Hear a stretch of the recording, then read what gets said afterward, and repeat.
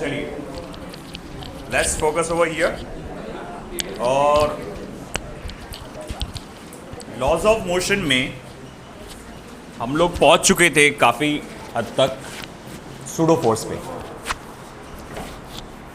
तो pseudo force के बारे में हम लोग ने पढ़ा, हमने देखा कि सूडो फोर्स होता क्या है। सूडो फोर्स को दो कैटेगरीज में बांटा जा सकता है ना। कौन कौन सी है? Sorry, not pseudo force, frame of reference को दो कैटेगरीज में बांटा जा सकता है। एक होता है इनर्शियल फ्रेम ऑफ रेफरेंस और एक होता है non inertial frame of reference. Inertial frame of reference कब कहा जाता है? जब फ्रेम ऑफ रेफरेंस रेस्ट पे हो या फिर यूनिफॉर्म मोशन में। Non inertial frame of reference कब होता है?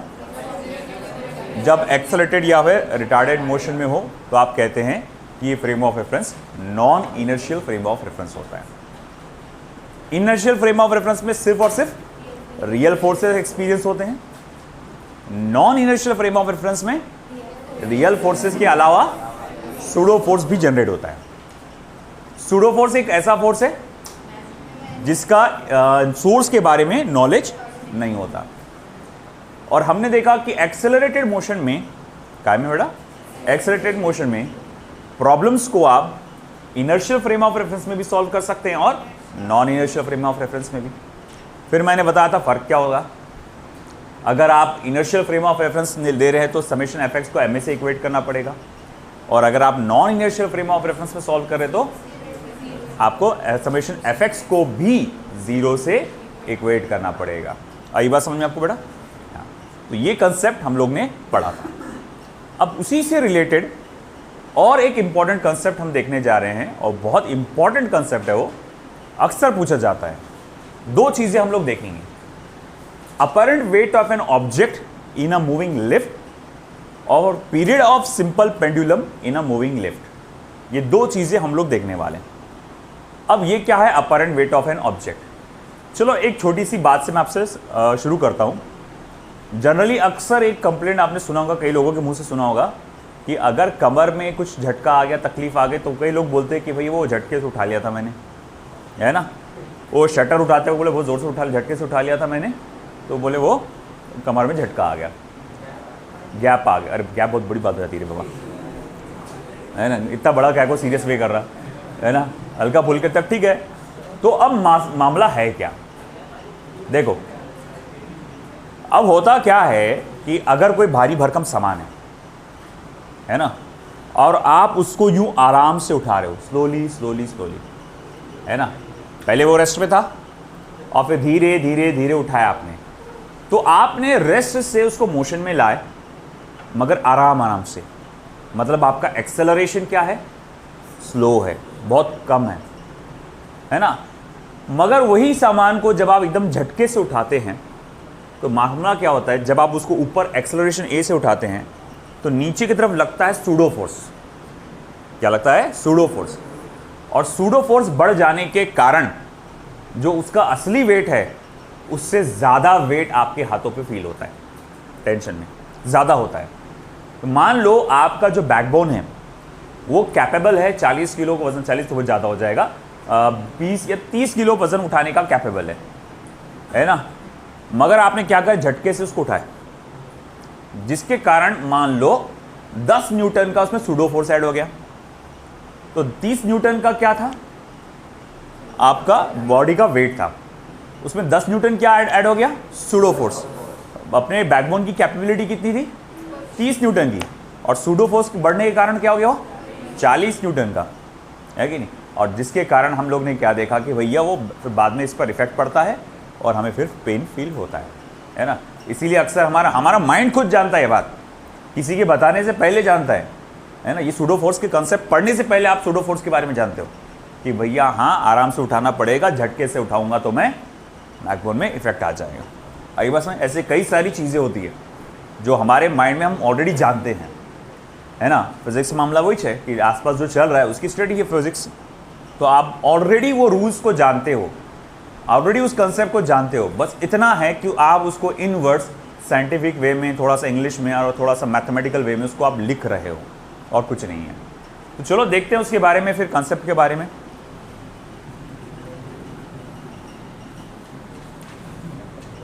है apparent weight of an object in a moving lift. Apparent weight of an object in a moving lift. Case 1. तो इमेजिन करिए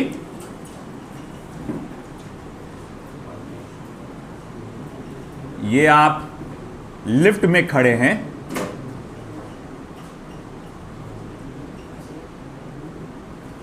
और आपके पैरों के नीचे वेइंग मशीन लगी हुई है।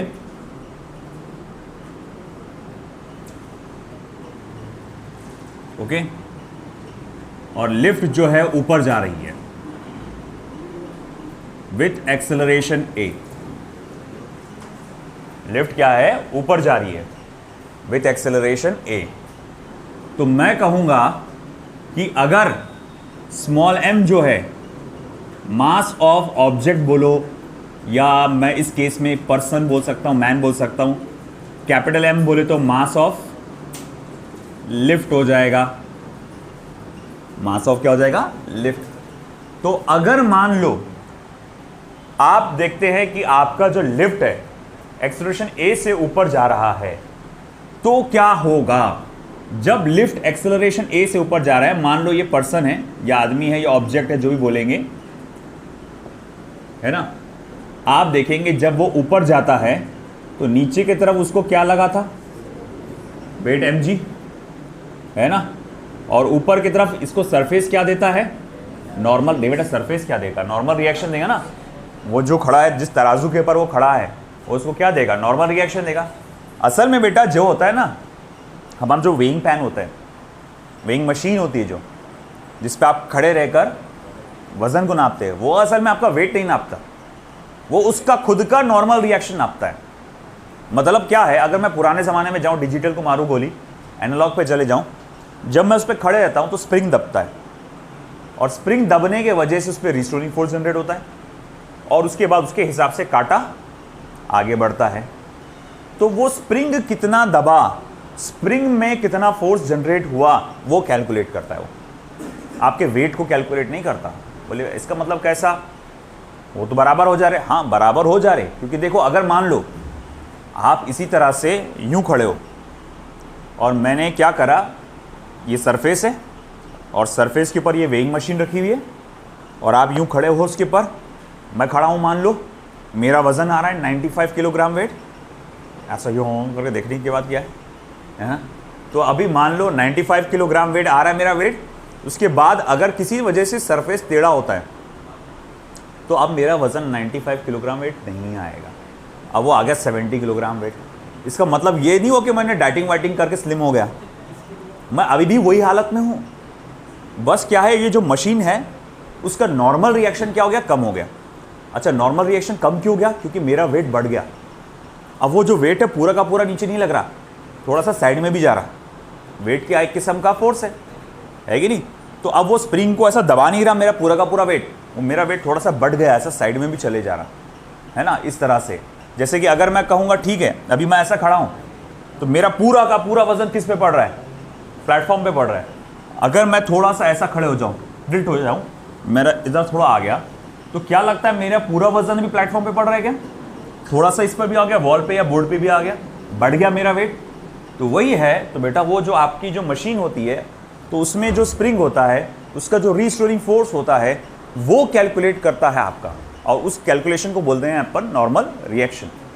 तो भैया ठीक है, मतलब ये समझ में आया कि हमें सिर्फ कैलकुलेट क्या करना है? नॉर्मल रिएक्शन कैलकुलेट करना है। अगर आपको कल की बात याद हो, कल मीन्स सैटरडे की बात याद हो, तो आपको याद होगा एक बात कि मैंने आपको एक चीज़ बताया था कि ये प्रॉब्लम्स को आप इनर्शियल फ्रेम में भी सॉल्व कर सकते और नॉन इनर्शियल में भी सॉल्व कर सकते। याद आया कुछ? तो जैसे कि फॉर एग्जाम्पल, मैं उसको थोड़ी देर के लिए बस एक एग्जाम्पल लूँगा मैं। अगर मुझे मन हुआ कि मैं इसे इनर्शियल फ्रेम में सॉल्व करना चाहता हूँ, तो इनर्शियल फ्रेम में कैसे सॉल्व करूँगा? अब ये y एक्सिस पर है, मोशन कहाँ हो रहा है, y एक्सिस पे, तो total force acting along y axis हो जाएगा n minus mg। According to Newton second law, total force acting along y axis equals to क्या हो जाएगा, मास इनटू एक्सेलरेशन। तो आप क्या लिख सकते, n minus mg is equals to ma। Therefore n is equals to क्या हो जाएगा, mg प्लस ma, और n is equals to mg plus a। और इसी नॉर्मल रिएक्शन को आप कहते हैं अपरेंट वेट, यानी जाहिर होने वाला वजन। असल नहीं, मतलब असल तो वजन कुछ और है इसका। वो जो बोरी तुमने उठाए थे उसका असल वजन 40 किलोग्राम वेट था, सॉरी 30 किलोग्राम वेट था, मगर तुमने झटके से उठाने की वजह से तुमको फील क्या हुआ, 40 किलोग्राम वेट। अपरेंट, जाहिर होने वाला। आई बात समझ में। और अगर सपोज करो आप इसको नॉन इनर्शियल फ्रेम में सॉल्व करना चाहते हैं तो वो भी पॉसिबल है। बोले वो कैसे, देखो नॉन इनर्शियल फ्रेम, जब नॉन इनर्शियल फ्रेम में आपको उसको सॉल्व करना है तो आप क्या करते हैं, तो भैया देखो मान लो फिर से वही ऑब्जेक्ट है, सबसे पहले लिस्ट बनाओ उस पर लगने वाले रियल फोर्सेस की, तो बोले नॉर्मल रिएक्शन और उसका वेट है रियल फोर्सेस में। अब मैं कहूँगा उसके अलावा भी और कोई फोर्स है क्या, हाँ, जब झटके से तुम उसको ऊपर खींच रहे तो नीचे की तरफ क्या लगेगा, सूडो फोर्स। तो मैं कहूँगा देखो भैया नीचे की तरफ क्या लगेगा, सूडो फोर्स। तो मैं कहूँगा अगर ऐसी बात है तो अब total force acting along y axis को क्या करना है, 0 से इक्वेट करना है। Total force acting along y axis क्या है, n माइनस क्या आएगा, Fp प्लस mg। इसको आप क्या करेंगे, 0 से इक्वेट करेंगे, तो n माइनस, नॉट माइनस, इसको उधर लेके चले जाता हूँ मैं, Fp plus mg, n equals to m into a plus mg, n equals to क्या हो जाएगा, m a प्लस g। वही नॉर्मल रिएक्शन जो कि क्या है आपका अपरेंट वेट। आया कि नहीं समझ में बेटा, वही फॉर्मूला आ रहा है कि नहीं आ रहा है कि नहीं। और वो आप दो तरीके से सॉल्व करके देखें, एक इनर्शियल फ्रेम में और एक नॉन इनर्शियल फ्रेम। तो अब हो रहा क्या है, कंसेप्ट को समझो। यहाँ होगा क्या कि जब मैं लिफ्ट में खड़ा हूँ और लिफ्ट अचानक से ऊपर से जाती, एकदम झटके से ऊपर जाती है, तो मैं देखता हूँ कि मेरे जो नीचे वेइंग मशीन है वो मेरा वज़न ज़्यादा बता रही है ना। 95 किलोग्राम वेट था मेरा वज़न, तो वो 110 बता रही है। इसका मजा, डरने वाली कोई बात नहीं है, आपका वज़न बढ़ा नहीं है, टेंशन नहीं लेने का। हुआ क्या असल में कि झटके से लिफ्ट बढ़ने की वजह से क्या हुआ कि भैया उसमें सूडो फोर्स जनरेट हो गया, है ना। ऑलरेडी तो बड़ा हुआ है, बोलना और क्या बढ़ेंगे। तो अब देखो क्या है, अब अगली बात बढ़ते हैं हम लोग, केस सेकंड। केस सेकंड की अगर मैं बात करूं, और केस सेकंड में आगे बढ़ने से पहले अगर आपसे किसी ने पूछ लिया लिफ्ट में कितना टेंशन क्रिएट हो जाएगा, लिफ्ट में कितना टेंशन क्रिएट हो जाएगा, टेंशन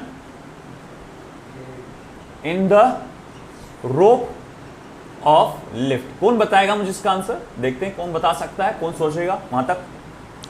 ये तो सब अपरेंट वेट कैलकुलेट करे, मगर मैं बोलूंगा ये जो रस्सी है उसमें कितना टेंशन क्रिएट होगा, क्योंकि उस रस्सी को किस किस का वजन संभालना है, लिफ्ट का भी और उसमें बैठे हुए बंदे का भी, प्लस उस पर और एक फोर्स लग जा रहा, सूडो फोर्स। अब बताओ लिफ्ट का क्या आएगा टेंशन, बिंदास बोलो, तो करो ट्राई, बोल बोल। हाँ ये नाम ये दिया हुआ है, ट्राई कर, बिंदास बोल। गलत आ रहा, टेंशन नहीं लेने का, बिंदास बोलो, गलत तो गलत, ट्राई करो। सॉरी नहीं, मैं वो डायरेक्ट टी की वैल्यू बता दो, तुम कैलकुलेट कर रहे, मैं वो डायरेक्ट टी की वैल्यू बता दो, लगे तो रफ में कैलकुलेट कर लो, वैसे तो कैलकुलेट करने की जरूरत नहीं पड़ती, लॉजिकली आप बता सकते हैं।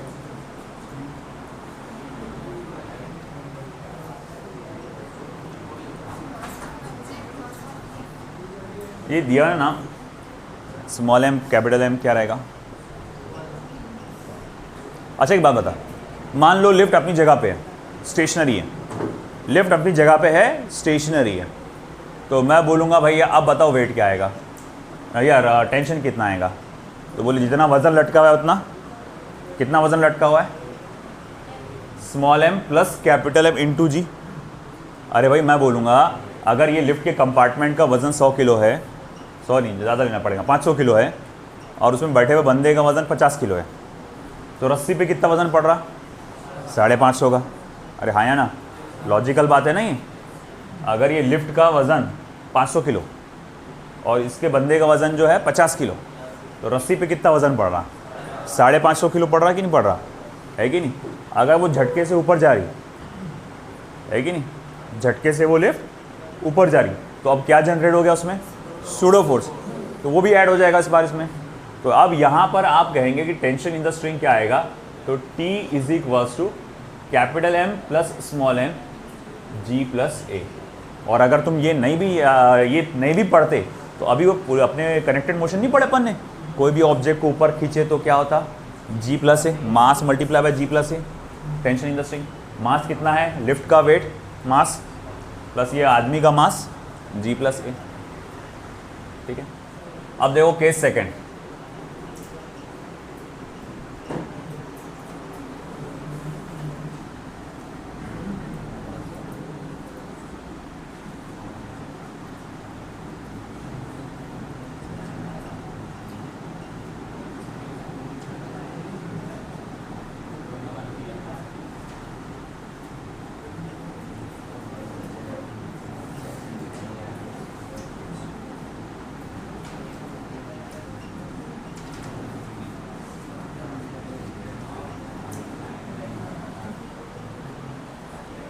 केस सेकंड में क्या हो रहा है, वो लिफ्ट जो पहले ऊपर जा रही थी अब क्या हो रहा, नीचे आ रही है।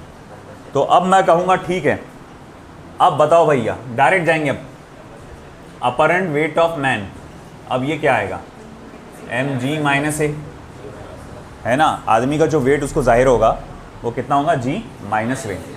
और अगर मैं टेंशन इन द स्ट्रिंग पकड़ता हूँ, ये लिफ्ट के जो रस्सी पे टेंशन आएगा वो क्या आएगा, capital M plus small m G minus A.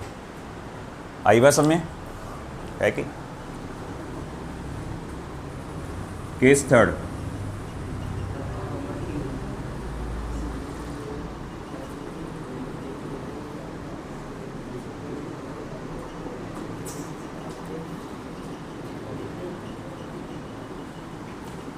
if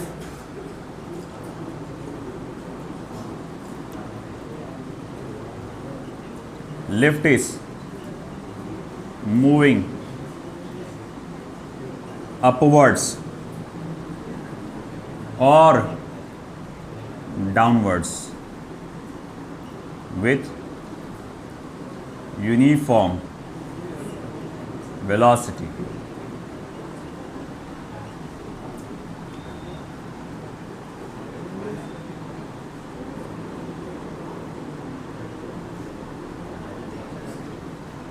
अब लिफ्ट क्या हो रही है, ऊपर जा रही है या फिर नीचे जा रही है, मगर यूनिफॉर्म वेलोसिटी के साथ, लगातार कांस्टेंट स्पीड के साथ। तो अब उसका वजन क्या फील होगा उसको, G प्लस ए, G माइनस ए, ज़्यादा वजन फील होगा, कम वजन फील होगा, या फिर कुछ और, जितना है उतना ही रहेगा, है ना। इनर्शियल फ्रेम ऑफ रेफरेंस में आ गया ना वो, यूनिफॉर्म वेलोसिटी बोले तो क्या हो गया, इनर्शियल फ्रेम ऑफ रेफरेंस, और उसमें कोई सूडो फोर्स नहीं लगता, सारे के सारे रियल फोर्सेस लगते हैं।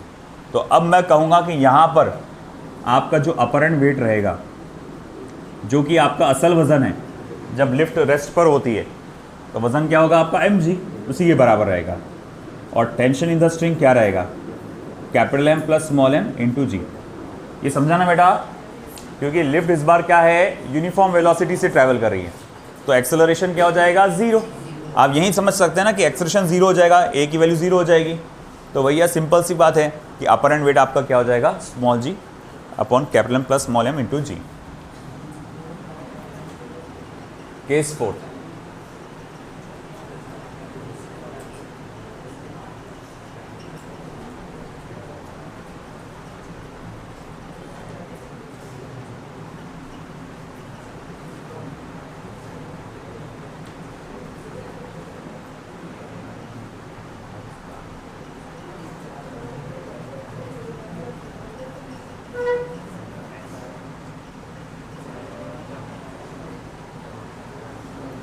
अब भाई इधर देखो, इमेजिन करो रे भाई, सुनो, इमेजिन करने में क्या जा रहा,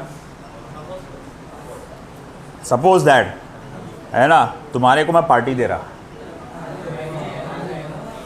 सपोज दैट, है ना, मान जाओ पहले, और मैंने बोला कि चलो तुम्हारे को ट्रिप पे भी ले गया था, बोले कहाँ चलते, चलो वो दुबई चले, दुबई,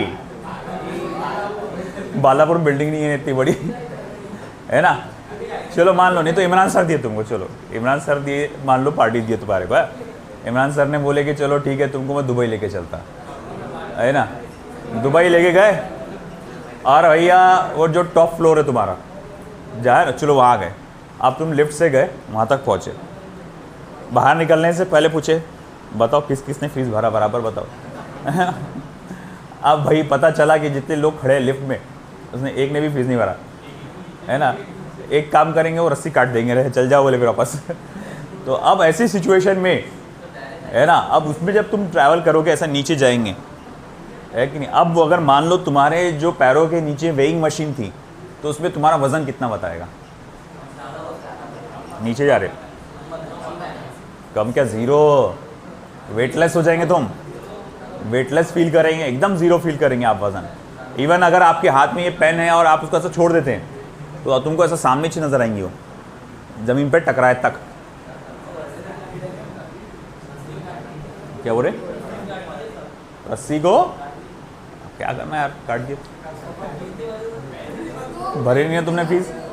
तो देखो सीन क्या है, सुनो इधर बात समझो, बात को, जब भी आप किसी ऑफिस में होते हैं, आप एक मतलब लिफ्ट में थे जो नीचे गिर रही है, अब कोई भी ऑब्जेक्ट जो ऊपर से नीचे गिर रही है तो उसका एक्सेलरेशन कितना होता है, स्मॉल जी के बराबर, है कि नहीं। अब आप सबके सब एक ही स्पीड से नीचे गिर रहे हैं और सेम एक्सेलरेशन से नीचे गिर रहे हैं, है ना। देखो आपको याद होगा मैंने बताया था एक्सेलरेशन बॉडी के मास पर डिपेंड नहीं करता, है ना, चाहे एक छोटा सा ऑब्जेक्ट हो या एक बड़ा सा ऑब्जेक्ट है, दोनों को साथ में आप गिरा दोगे तो दोनों के दोनों से साथ में नीचे गिरेंगे। तो आप साथ में गिर रहे हैं तो अब आपका वज़न आपकी वेइंग मशीन पे पड़ता नहीं है, और अगर आपका वज़न वेइंग मशीन पे नहीं पड़ रहा तो फिर वो आपको नॉर्मल रिएक्शन भी नहीं देंगी वो, और वो आंसर कितना देगी, ज़ीरो। इवन एस्ट्रोनॉट्स जो होते हैं ना, आपने देखा होगा एस्ट्रोनॉट स्पेस में एकदम तैरते वैरते एकदम नज़र आता, तो उनका भी यही कंडीशन रहता, वो लगातार फ्री फॉल कंडीशन में रहते हैं, मतलब वो लगातार गिरते रहते हैं, इसीलिए उनका वज़न उनको ज़ीरो फील होता है। अब आपके माइंड में एक आ रहा होगा, अगर वो लगातार गिर रहे हैं तो ज़मीन पे टकरा रहे क्यों नहीं, है ना। अभी मैंने क्या कहा, लगातार वो फ्री फॉल में है इसीलिए वो लोग तैर रहे हैं, इसीलिए उनका वज़न उनको ज़ीरो फील हो रहा है। फिर माइंड में एक आया कि अगर वो लगातार गिर रहे हैं तो ज़मीन पे टकराए क्यों नहीं। तो उसके लिए आपको थोड़ा सब्र करना पड़ेगा, थोड़ा सस्पेंस में रहने देते हैं, क्योंकि ग्रेविटेशन जब चैप्टर आएगा उसमें एक टॉपिक है weightlessness condition in a moving satellite, orbiting satellite, तो वो उसमें मैं रिवील करूँगा। तो खैर अभी हम बात करते हैं कि हमने बात किया कि हम जो देख रहे हैं कि लिफ्ट यहाँ पर नीचे जा रही है, अब अगर वो लिफ्ट नीचे जा रही है तो वो आदमी तो हवा में ही उड़ेगा, है ना, और बिल्कुल उसका वजन इस वेइंग मशीन पे तो पड़ेगा ही नहीं। फिर अब मैं कहूँगा कि अपरेंट वेट क्या होगा, तो वो अपरेंट वेट आपका हो जाएगा एम जी माइनस जी, यानी कि सिंपल क्या हो जाएगा, ज़ीरो। और मैं बोलूँगा टेंशन इन द स्ट्रिंग क्या हो जाएगा, capital M plus small m, again g minus g, यानी कि फिर से क्या हो जाएगा, ज़ीरो। तो ये था हमारा apparent weight of an object in a moving lift. लिख डालो।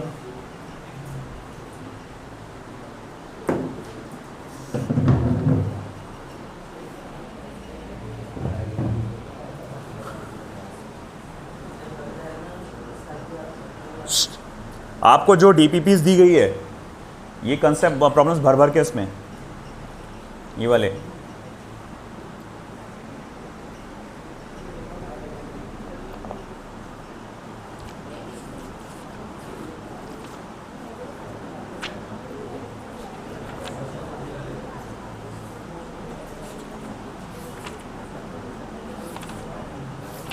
बातें नहीं बेटा,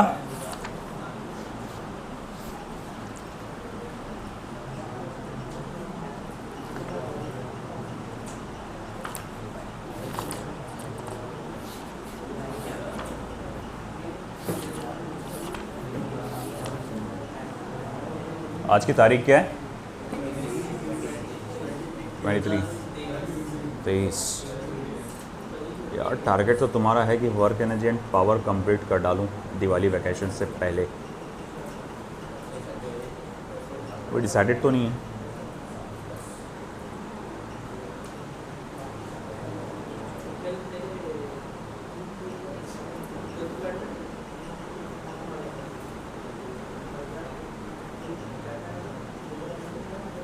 लिखो बेटा जल्दी जल्दी।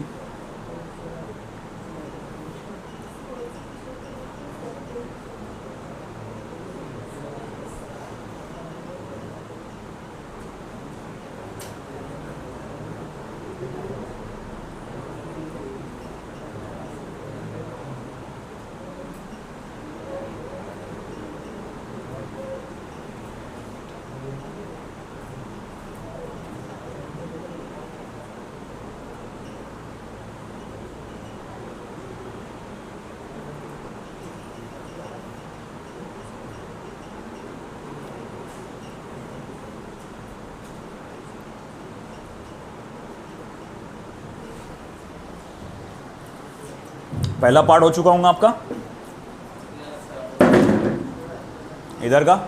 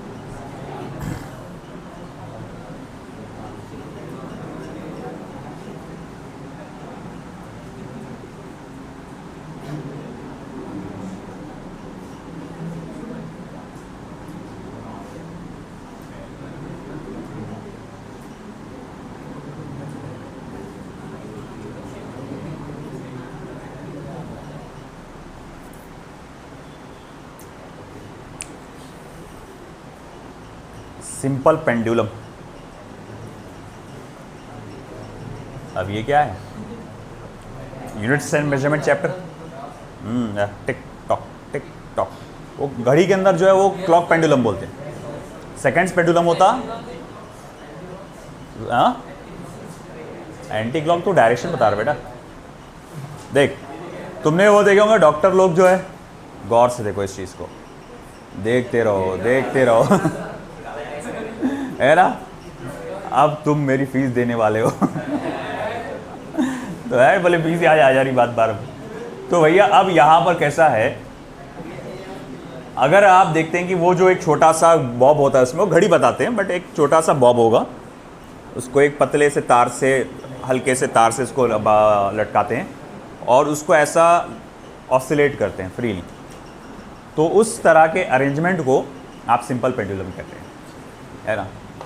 तो एक सिंपल पेंडुलम कितनी देर में जाकर वापस इधर आएगा, राइट में पूरा जाकर लेफ्ट से शुरू करेगा, मान लो मतलब तुम्हारा लेफ्ट है ना, ये बराबर तुम्हारे लेफ्ट से शुरू करेगा और पूरा राइट में जाएगा, फिर वापस पूरा लेफ्ट में आएगा।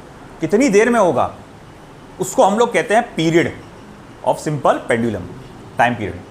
और उसे कैलकुलेट करने का फॉर्मूला ये है, t equals to 2 pi under root of L upon G plus A। अब सिचुएशन क्या आ रही है, केस नंबर 1,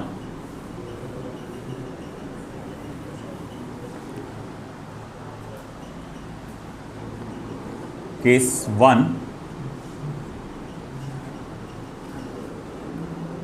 कि देखो भैया ये आपका लिफ्ट है फिर से, और वो ऊपर जा रहा है विद सम एक्सीलरेशन a, और यहां से लटकाया हुआ है आपका पेंडुलम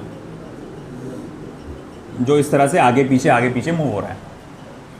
अब उसके आपके टाइम पीरियड में क्या फर्क पड़ेगा, तो मैं बोलूंगा देखो यहां पे लिफ्ट के ऊपर जाने की वजह से किस चीज पे फर्क पड़ा, क्या लेंथ की पेंडुलम की लंबाई पे फर्क पड़ा क्या, नहीं। क्या एक्सेलरेशन पे फर्क पड़ा, जी हाँ, है ना, क्योंकि अब सूडो फोर्स लग रहा है उसको।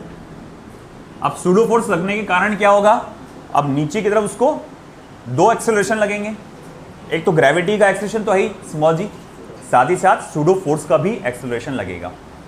तो अब यहां पर जो जी इफेक्टिव टाइम पीरियड जो रहेगा, जो टाइम पीरियड, अब जो नया वाला टाइम पीरियड जो रहेगा उसको हम ऐसा बताएंगे, t equals to 2 pi under root of L upon G effective.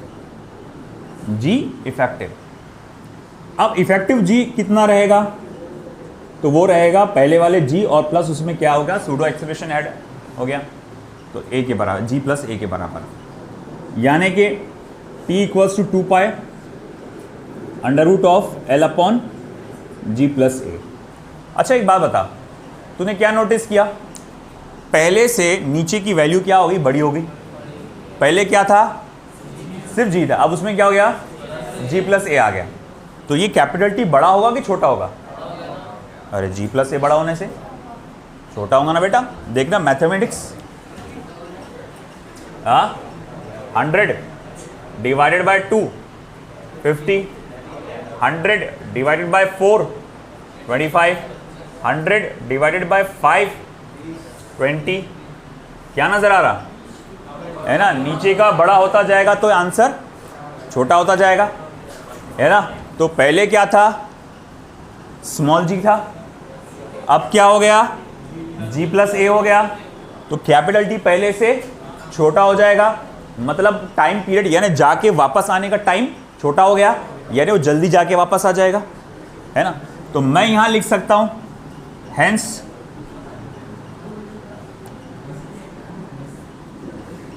Period of oscillation decreases. बात ही नहीं रहे, पीरियड ऑफ ऑसिलेशन क्या हो जाता है, डिक्रीज हो जाएगा, कम हो जाएगा। सिमिलर टू दैट, अगर मैं केस सेकंड पे आ जाऊं,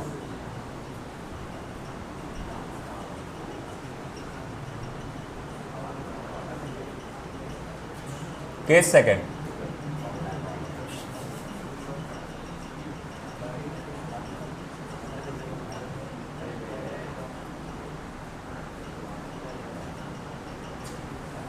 अब इस बार क्या हो रहा है, लिफ्ट नीचे जा रही है विथ एक्सेलरेशन a, और लिफ्ट की सीलिंग के साथ एक पेंडुलम अटैच्ड है, और आपने इस पेंडुलम को ऐसा पकड़ के छोड़ दिया, पेंडुलम ऐसा ऑसिलेट हो रहा है। तो अब भाई हम कहेंगे अब टाइम पीरियड पे क्या फर्क पड़ेगा। टाइम पीरियड का फॉर्मूला फिर से वही, under root L upon G effective. फिर मैं बोलूँगा अब जी इफेक्टिव क्या होगा, याद करो ऊपर जाते वक्त जी कितना होता था, जी प्लस ए, नीचे आते वक्त क्या होगा, जी माइनस ए। तो ये क्या हो जाएगा, T equals to 2 pi under root of L upon g minus a. अब हुआ क्या, यहाँ पर डिनोमिनेटर क्या हो गया, छोटा हो गया ना। अब अगर डिनोमिनेटर छोटा हो गया इसका मतलब क्या, टाइम पीरियड बड़ा होगा, यानी अब वो ज़्यादा देर लेगा आने के लिए, है ना। तो मैं यहाँ लिख सकता हूँ, hence period of simple pendulum increases.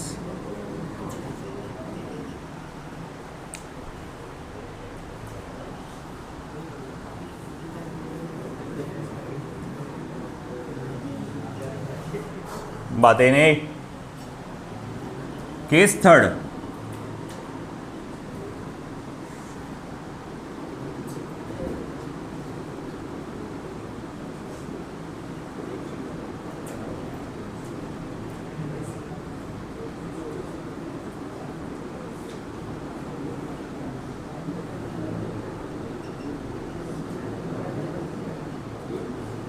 क्या हो रहा है अब यहां पे कि आपकी लिफ्ट ऊपर जा रही है या फिर नीचे आ रही है।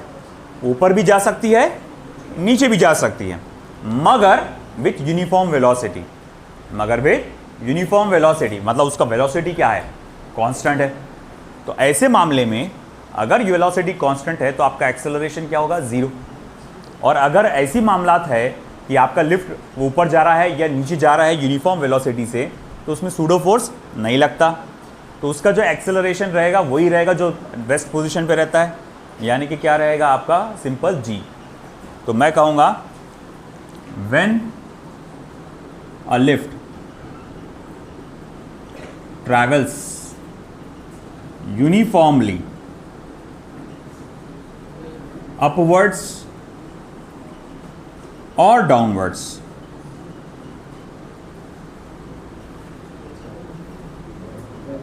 A equals to 0। और ऐसी सिचुएशन में G इफेक्टिव किसके बराबर रहेगा, स्मॉल g के बराबर रहेगा।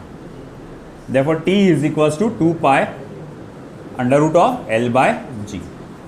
दैट इज, मैं ये कह सकता हूं period of simple pendulum remains unchanged. तो सिंपल पेंडुलम का पीरियड अनचेंज रहेगा।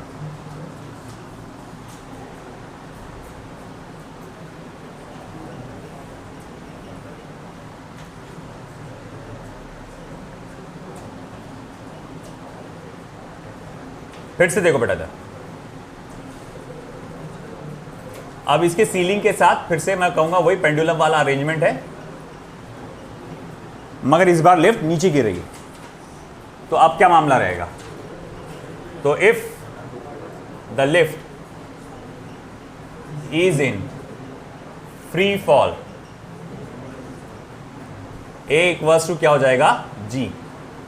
फिर G effective is equals to क्या हो जाएगा, G minus A, that equals to G minus G, that is equals to 0। देखो टाइम पीरियड जैसे कि आप जानते हैं, टाइम पीरियड का फॉर्मूला क्या है, under root of L upon G effective. मगर G इफेक्टिव तो क्या हो चुका है, 0। और शायद आपको मालूम होगा एनीथिंग डिवाइडेड बाय 0 क्या होता है, इनफाइनाइट, है ना। तो इसका टाइम पीरियड क्या हो जाएगा, इनफाइनाइट। अब इनफाइनाइट क्यों कहते हैं कि अगर आपने मान लो फ्री फॉल कंडीशन में है और आप पेंडुलम को ऐसा ले जाकर छोड़ देते हैं तो वैसे ही लट के रहेगा, लगातार नीचे जब तक ज़मीन पे नहीं टकराता वो वैसी ही कंडीशन में रहेगा, है ना। तो अपन बोल देंगे कब आएगा रे बाबा, कब आएगा तू नीचे, तो बोले इन जब बहुत टाइम है, बोले मेरे को अभी, है ना, इसीलिए इनफाइनाइट बोला गया। आई बात समझ में। तो ये पेंडुलम के भी केसेस आ गए हमारे पास सारे के सारे, लिख लो फटाफट।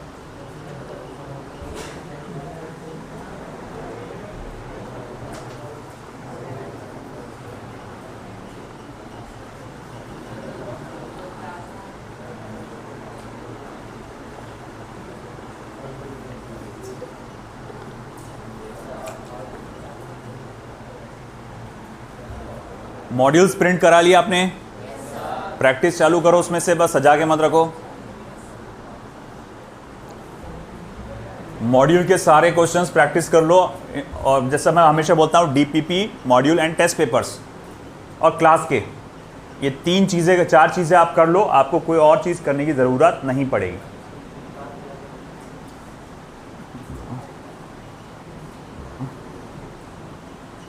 देखो कभी कभार मानते हैं आपको पसंद नहीं आता पढ़ना, जैसे बॉयज़ लोग को जान पे आता पढ़ना स्पेशली, अरे ये क्या लग गया, मगर देखो चीज़ों को शौक से नहीं तो कम से कम ज़रूरत से करो, ज़रूरत के नाते। आगे ख़ास तौर से बॉयज़, आपके पास आपके ऊपर पूरी फैमिली की जिम्मेदारी आने वाली है ना। यंग एज में तो चलो इस चीज़ का एहसास नहीं होता, मगर बाद में जब आप थोड़ा सा आगे बढ़ते हैं, 30s के पास जब आप पहुंचते हैं और आप ही के साथ के कुछ लोग आपको एकदम ऊपर जाते हुए नज़र आते हैं कि अरे भैया ये तो, इसने तो घर बना लिया, इसने तो गाड़ी ले लिया, इतना उसका नाम हो गया, इसको तो इज्जत मिल रही इतनी, है ना। तो तब वो फील होना स्टार्ट हो जाता है ना। इन शॉर्ट बोले तो जलना चालू हो जाती है ना। ये फैक्ट है, सभी की जलती है ना, होता है। अब जैसा फैमिली के अंदर, आप ही के फैमिली में एक बंदा मान लो MBBS बन गया या MBBS कर रहा है, उसने एडमिशन नहीं लिया पहले ईयर में, उसको डॉक्टर साहब बोलना स्टार्ट हो जाता, बड़ी इज्जत उसको मिलना चालू हो जाती है ना। अगर बना होगा तो आपको मालूम होगा, है ना, अगर कोई होगा।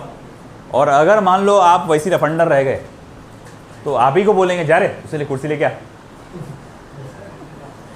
है ना।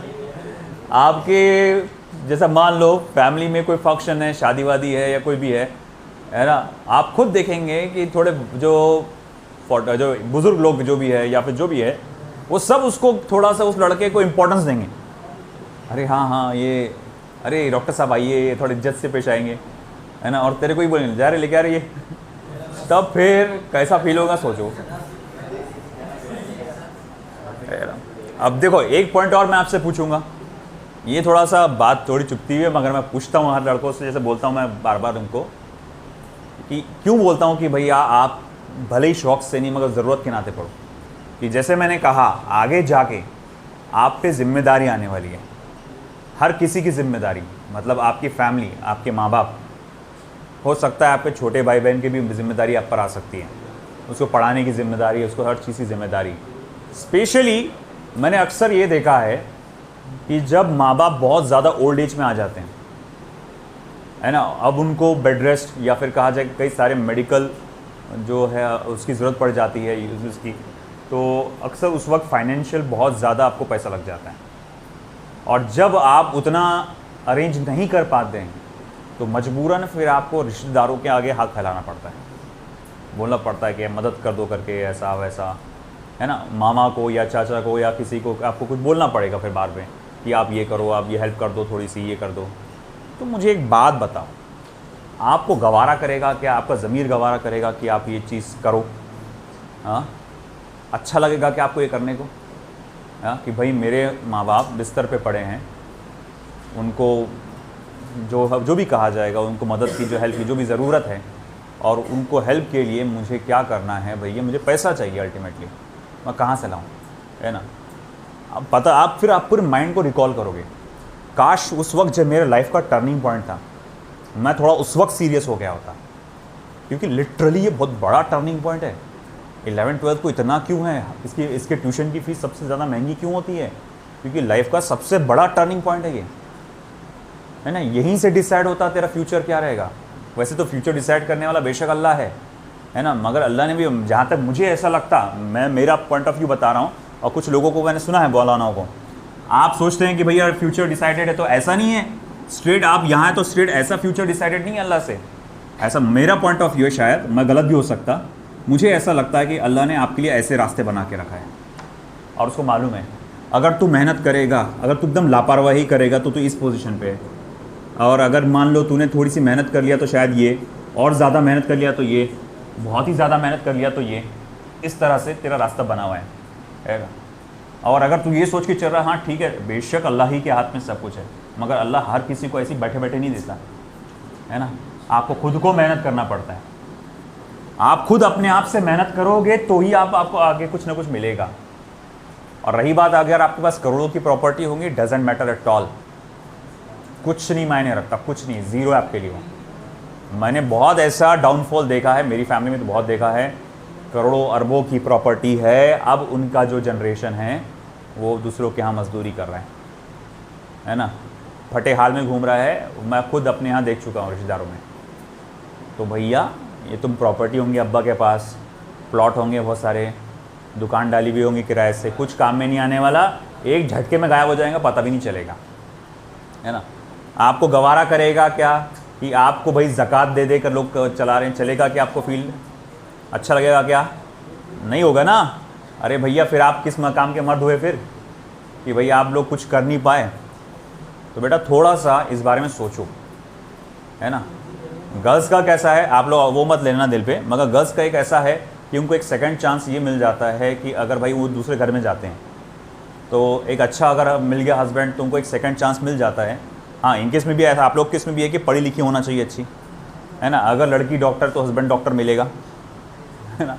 तो एक ऐसे फैक्टर्स रहते हैं। तो बेटा मगर कैसा है, गर्ल्स के लिए है चैलेंजिंग, बट इतना नहीं है जितना आपके लिए, क्योंकि आपके कंधों पे बहुत बड़ा बोझ आने वाला है ना। अगर आप अभी सुकून से बैठे रहेंगे ना तो सारी ज़िंदगी फिर आपको फिर बोझ ढोते रहना पड़ेगा। तो बेटा अभी मेहनत करो। अगर आपका मेडिकल है, इंजीनियरिंग का है, जो भी है, उसका जो टॉप मोस्ट है उसके लिए ट्राई करो, है ना। कम से कम वो होना ही चाहिए, मतलब वो नहीं हो पाया तो एटलीस्ट उससे जो सेकंड है वो तो भी हो जाएगा। अगर आप आराम से बैठे रहेंगे ना तो जो लोअर मोस्ट है वो भी नहीं मिलेगा ठीक से, उसमें भी घिसटते पिसटते कहीं पाए जाएंगे। थोड़ा इस बात को सीरियसली लो, मेहनत करो अच्छे से। चलो बाकी कल देखेंगे, कल फ्रिक्शन स्टार्ट करेंगे।